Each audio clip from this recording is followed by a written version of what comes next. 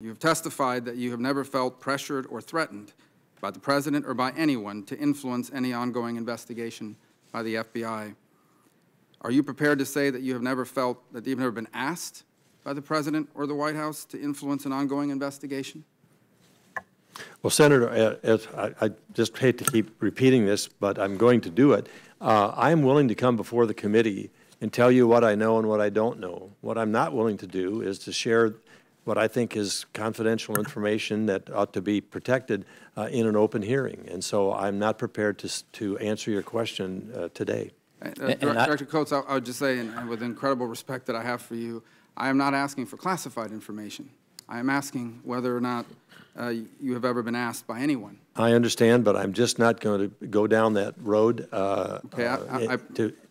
in a public forum. Did Director Comey ever share details of his conversations with the President with you?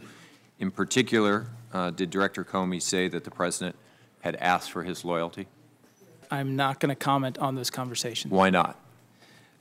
Because for two reasons. First, as I mentioned, I'm not in a position to talk about conversations that Director Comey may or may not have had with the President. I'm not asking you that. I'm asking about conversations that you had with Director Comey.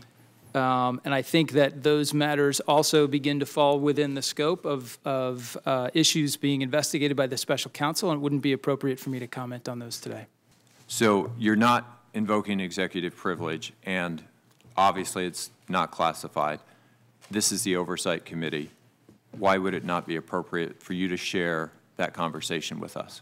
I think I'll let Director Comey speak for himself tomorrow in front of this committee. We certainly look forward to that, but I think your unwillingness to share that conversation is an issue.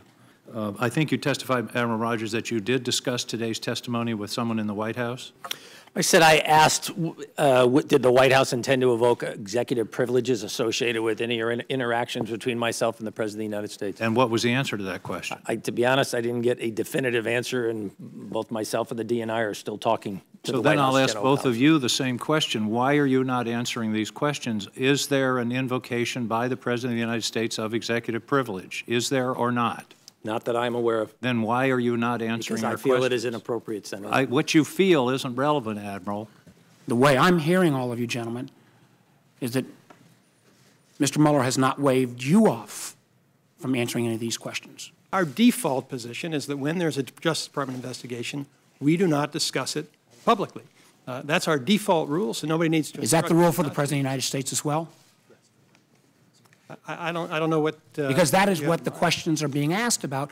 Reports that nobody has laid the rest here, that the President of the United States has intervened directly in an ongoing FBI investigation, and we've gotten no answer from any of you.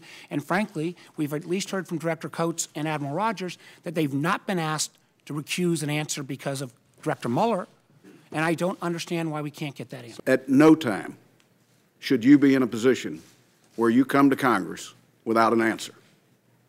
It may be in a different format, but the requirements of our oversight duties and your agencies demand it. With that, again, I thank you for being here. This hearing's adjourned.